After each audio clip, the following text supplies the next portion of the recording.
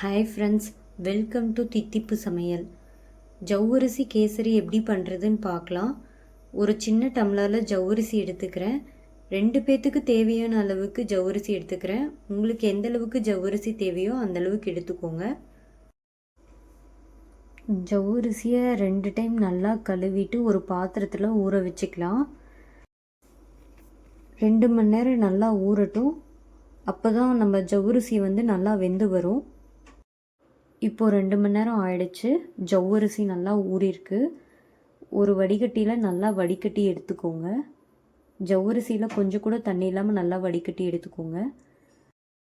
ஜவ்வரிசி எழுந்த அதே டம்ளரில் அரை டம்ளர்லேருந்து 3/4 டம்ளர் வரைக்கும் சர்க்கரை எடுத்துக்கலாம். ஒரு 3 ஏலக்காய் சேர்த்துக்கிறேன். சேர்த்துட்டு நல்லா அரைச்சி எடுத்துகிட்டு வந்துக்கலாம். இப்போது சர்க்கரையும் ஏலக்காயும் நல்லா அரைச்சி எடுத்துகிட்டு வந்தாச்சு. இப்போது எப்படி செய்கிறதுன்னு பார்க்கலாம். அதுக்கு ஒரு கடாய் எடுத்துக்கிறேன். அதில் 3 டேபிள் ஸ்பூன் நெய் சேர்த்துக்கலாம். நெய் கொஞ்சம் சூடேறட்டும்.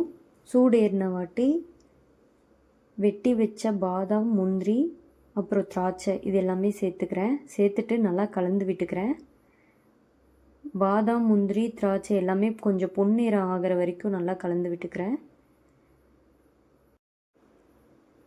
பாதாம், முந்திரி, திராட்சை எல்லாமே ஓரளவுக்கு பொன்னிறம் ஆயிடுச்சு. ஊற வச்சுருந்த ஜவ்வரிசியை சேர்த்துட்டு நல்லா கலந்துக்கலாம்.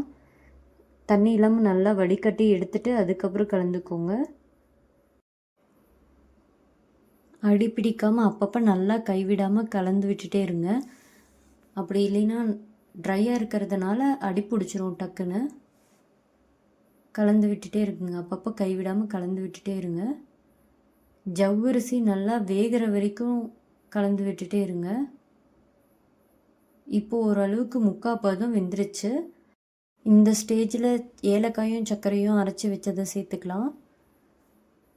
சேர்த்துட்டு நல்லா கலந்து விட்டுக்கலாம்.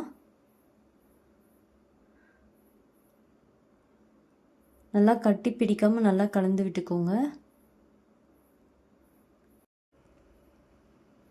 ஜவ்வரிசி அடி பிடிக்காமல் அப்பப்போ நல்லா கலந்து விட்டுட்டே இருங்க. நம்ம சர்க்கரை சேர்த்தனால அதுலேருந்து கொஞ்சம் தண்ணி விடும். அந்த தண்ணியெல்லாம் ஜவ்வரிசி நல்லா அப்சர்வ் ஆகி நல்லா வெந்து வரணும். ஜவ்வரிசி வெந்தால் நல்லா கண்ணாடி மாதிரி தண்ணி கலரில் இருக்கும். அப்போ தான் அது நல்லா வெந்ததாக அர்த்தம். நல்லா வேகிறதுக்கு முன்னாடி இறக்கிடாதீங்க.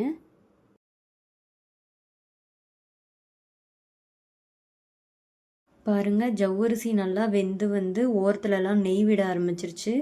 இப்போது நான் கலருக்காக பீட்ரூட்டில் இருந்து எடுத்து வச்ச சாறு சேர்த்துக்கிறேன். சேர்த்துட்டு நல்லா கலந்து விட்டுக்கிறேன்.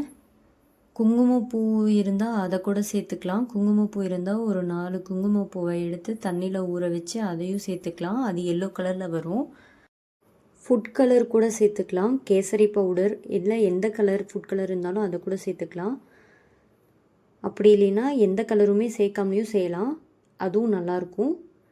இப்போ பாருங்கள், நல்லா வெந்து வந்துருச்சு. கரண்டியில் நல்லா ஒட்டாமல் நல்லா வந்திருக்கு.